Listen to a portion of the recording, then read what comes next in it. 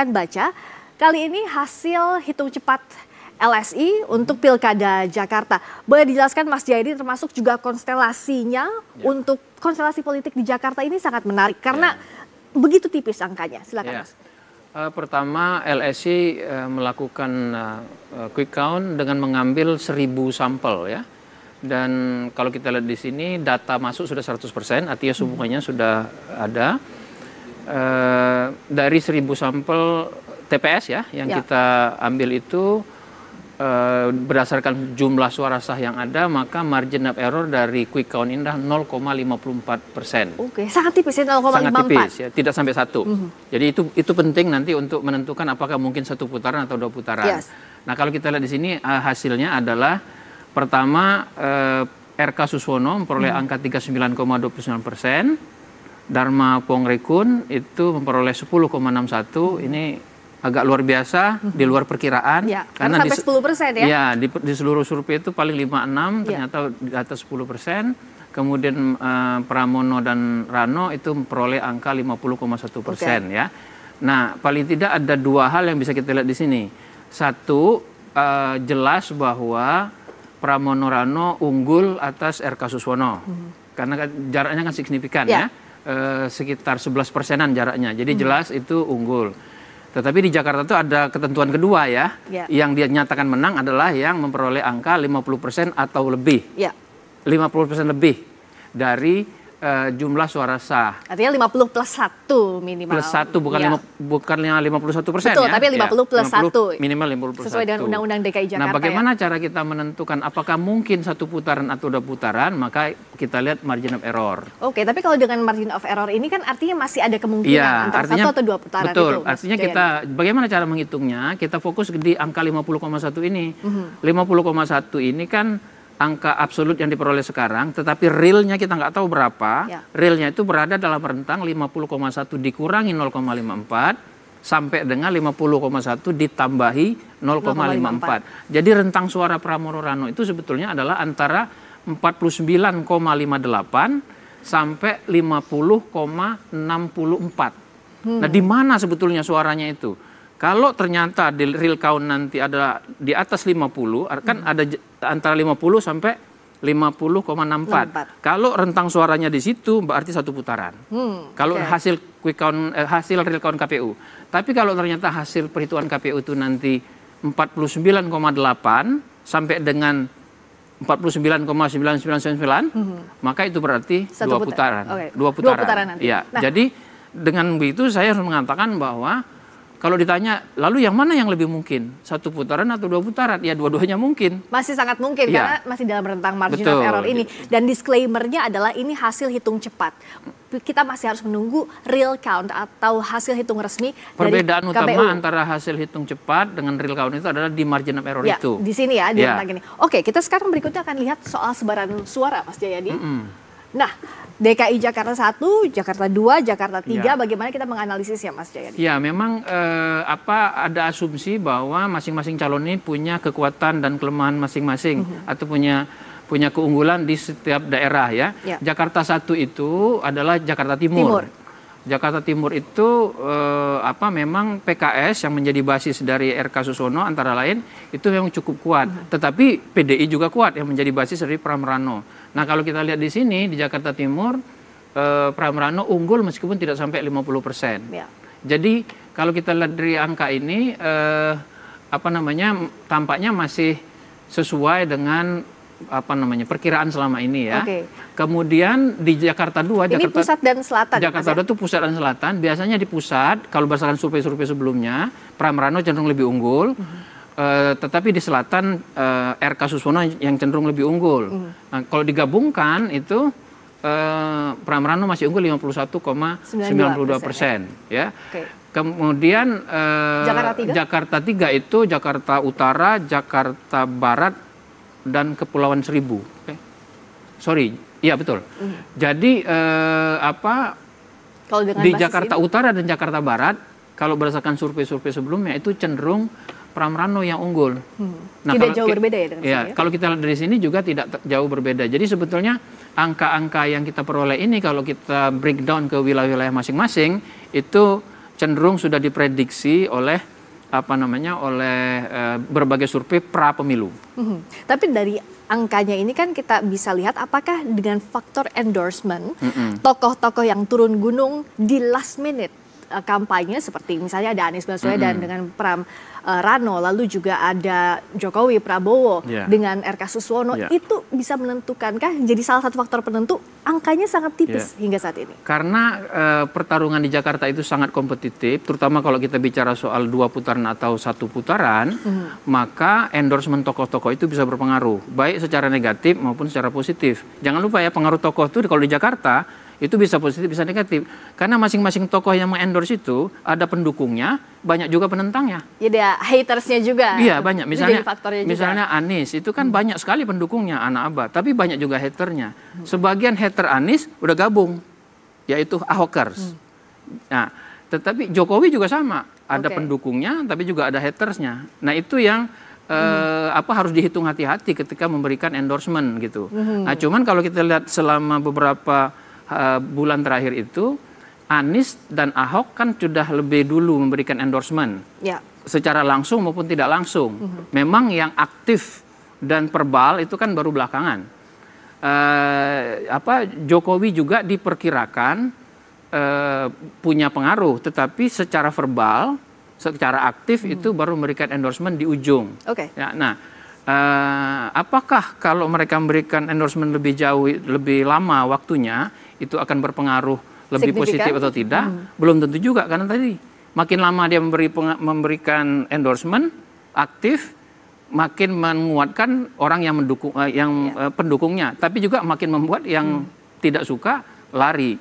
Jadi karena itu ada banyak faktor lain selain endorsement yang harus dihitung. Faktor utamanya adalah satu, basis. Yang kedua adalah tokoh-tokoh yang bertarung itu sendiri. Basis tokoh-tokoh yang bertarung atau figur itu juga menentukan. Tapi kita masih harus menunggu, sekali lagi disclaimer-nya, kita masih harus menunggu hasil hitung resmi dari KPU. Tapi tentu saja kita bisa membaca kemana dan juga apa saja kemungkinan tahapan Pilkada Jakarta setelah ini, membacanya berdasarkan Undang-Undang Pilkada DKI Jakarta tadi ya, pasal 11 ayat 1 dan 2. Akan diulas lebih dalam lagi bersama Mas Budiman, silakan.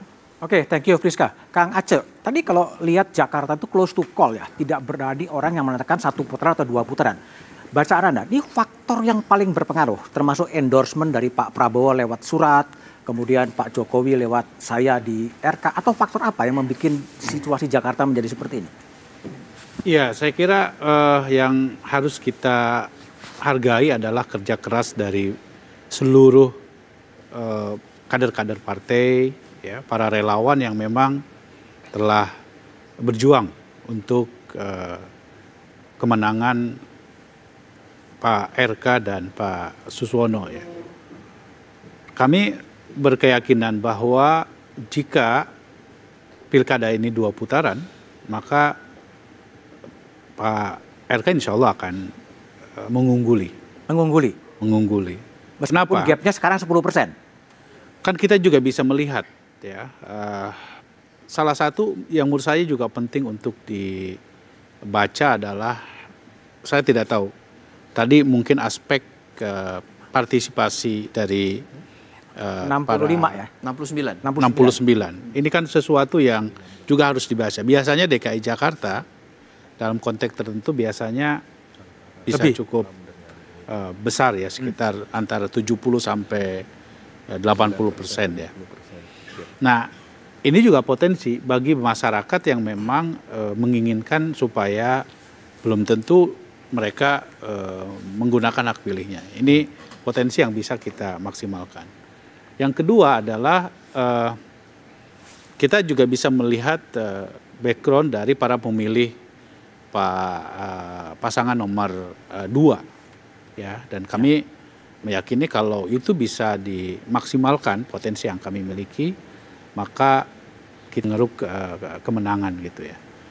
Nah, soal endorsement, ya saya kira Pak Jokowi jelas ya, beliau punya pengaruh yang cukup kuat, dan itu bagaimanapun harus kita lihat bahwa Pak RK juga dalam posisi di mana beliau seorang gubernur Jawa Barat gitu ya, pindah ke DKI, tentu memerlukan proses konsolidasi yang cukup kuat, dan dengan suara yang seperti ini, menurut saya memang perlu kerja keras buat kita untuk bisa memastikan bahwa beliau nanti kalau 2 putaran kita bisa memenangkan pertarungan tersebut.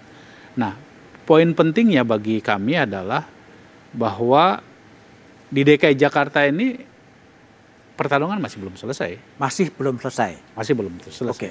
Baik, kalau Bung Ara, ini Pak Jokowi sudah mengendorse Pak Ridwan Kamil, kemudian menjelang masa tenang, kemudian Pak Prabowo juga bikin letter untuk mengendorse Ridho.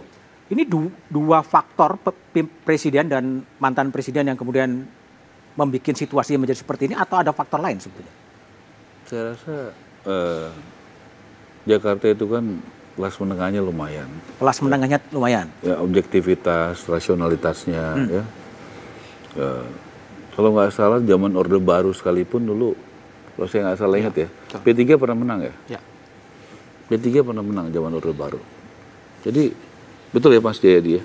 Jadi itu sesuatu yang harus dihargai Pak. Jadi independensi orang, apalagi di zaman sekarang sosmed ya. Jadi ya semua orang memantau gitu. Dan ini menurut saya adalah hasil yang terbaik ya, yang saya tadi masih cek dari semua jaringan, dan ya aman-aman aja di Jakarta. Dan ya memang kita harus belajar ya, jadi sportivitas menerima. Kalaupun nanti kita belum berhasil, tim di Jakarta ya harus sportif, harus bisa menerima gitu kekalahan ya dengan lapang dada gitu. Pak Prabowo kalah pilpres berapa kali bisa nerima kok lapang dada ya. Tapi waktunya memang dia dikasih kesempatan sama rakyat dan Tuhan menang ya dia bisa juga. Kerjakan. Jadi menurut saya semangat itu harus ditumbuhkan, negarawan itu harus betul-betul dijalankan. Dan Jakarta kan potret ya, dan kita tunggu aja deh, hasilnya kan masih berproses. Dan saya rasa semua juga bisa kumpulin C1 ya, semua punya saksi. Jadi kita lihat aja ya, lihat datanya, sampai 16 Desember. bagaimana proses-proses itu bisa dilihat. Dan itu memang benar tadi partai pendukungnya Ridwan Kamil sekitar 80% ya, 70-an ya, 78. Tapi kan hasilnya 40%. Saya sepakat itu, karena ini bukan milih partai, milih orang. Kayak seperti di Jawa Barat tuh, itu PDI Perjuangan itu pileknya 2024 itu lebih tinggi daripada suaranya JJ. JJ kan kalau nggak salah paling nggak sampai 10% ya. Jadi memang begitu gitu. Kita juga bisa mengalami di Jakarta seperti itu, tapi di tempat lain juga bisa begitu gitu. Karena beda sekali milih partai dan milih figur gitu. Jadi menurut saya Mas, kita tunggu aja Jakarta. Tunggu sampai 16 Desember ya. Kita jaga biar sama-sama baik aja. Mas Edi, ini Kim Plus kan udah luar biasa, dukungannya mayoritas, ditambah endorsement dari Pak Jokowi, endorsement dari Pak Prabowo. Tapi Pak RK minimal sampai sekarang based on quick count 40%. Gimana? Ya, memang kalau kita lihat kan endorsementnya datangnya agak di ujung. Terlambat? Saya tidak mengatakan terlambat, tidak ada kata terlambat. Karena popularitas Pak Jokowi, approval ratingnya tinggi tetap. Pak Prabowo juga sebagai presiden yang baru saja menjabat itu juga sangat tinggi. Ya, saya kira itu akan menampakkan efeknya kalau memang itu akan berlanjut ke tahapan yang kedua, ke putaran kedua. Yang menjadi tantangan terbesar saya lihat ini adalah bagaimana mencegah jangan sampai ada voters fatigue. Jadi pemilihnya itu lelah untuk kembali. Voter fatigue. Jika terjadi putaran kedua, challenge terbesar adalah bagaimana menggerakkan agar masyarakat tetap memiliki partisipasi yang tinggi untuk tetap memilih. Dan itu saya rasa selain memperebutkan katakan saja ceruk dari pasangan calon nomor 2, ya itu juga kita harus tetap berupaya untuk bagaimana tetap menggerakkan agar masyarakat memilih. Apalagi di Jakarta masyarakatnya sangat rasional dan sangat sibuk dengan kesehariannya, ya mungkin memilih kembali di dalam pilkada itu bukan menjadi prioritas utama. Baik. Itu harus disadarkan. Jakarta sangat rasional. Saya ke Bestian. Betulkah bahwa warga Jakarta itu rasional? Kalau based on dari penelitian quick count-nya Litbang Kompas, partisipasi politiknya cukup rendah ya. Ya, kalau bicara tentang rasionalitas pemilih, itu kan bisa dilihat dari berbagai macam penilaian. Tapi kalau saya langsung saja melihat bagaimana pilihan-pilihan orang itu bersandar atau tidak terhadap variabel-variabel tertentu. Misalnya satu partai politik, tadi sudah kita diskusikan banyak di sini Mas Budiman. Tapi percaya atau tidak, ketika kita melihat hasil exit poll di Jakarta, memang benar bahwa dalam pilkada kali ini di Jakarta, Kim sudah cenderung memilih kepada Pak RK. Hanya proporsinya itu tidak mencapai seperti PDIP. PDIP sangat kuat sekali di Jakarta maupun di Jawa Tengah. Itu mencapai sampai 60-70% loyal pada apa yang menjadi pilihan partai. Kemudian yang kedua, di sini bicara tentang political endorsement tadi disebut-sebut juga. Harus diakui di sini hasil exit poll menunjukkan bahwa yang rekomendasi Pak Jokowi maupun Pak Prabowo di Jakarta itu hanya 52%. 52%. Nah, sementara kalau memiliki kedekatan dan percaya pada Ibu Mega, 80% memilih Pak Pramono. Kemudian Pak Anies itu 60% yang percaya pada Pak Anies itu memilih, 60% memilih kepada Pak Pramono. Pak Ahok 66,7%. Nah, dari sini kan terlihat bahwa benar rasionalitas itu ada, tetapi di sisi lain kedekatan-kedekatan juga referensi politik itu juga mempengaruhi terhadap pilihan orang di Jakarta ini. Nah, kita ketahui di dalam pemilih, ya kita tahu bahwa ada unsur etos, ada unsur logos, ada juga unsur patos di situ semuanya, kedekatan emosional, kalkulasi politik, rasionalitas, kemudian juga kredibilitas. Ini semuanya bercampur menjadi satu. Tetapi fakta menunjukkan juga bahwa faktor-faktor yang bersifat emosionalitas itu masih kuat di Jakarta. Dari quick count Anda bisa memperkirakan ini 1 putaran atau 2 putaran? Kalau hasil saat ini menunjukkan secara tegas bahwa kami 49,49% Pak Pramono dan Rano Karno menang, unggul dibandingkan dengan Pak RK dan Suswono yang 40,02%. Ini sudah mencapai 100%. Tapi apakah ini akan berlanjut kepada putaran kedua ataukah putaran satu? Saya pikir sama seperti apa yang LSI katakan tadi. Ya, kami tidak terlalu melihat ini menjadi sebuah keputusan final walaupun menantang. Walaupun menantang. Karena di dalam margin of error yang telah disebutkan tadi, LSI sangat kecil, 0,5. Sementara kami 1%, menunjukkan posisi masih ada dalam batas rentang. Semua masih dalam batas margin of error. Tapi sebenarnya bagaimana analisa di daerah lain dengan Teh Priska setelah jeda berikut ini?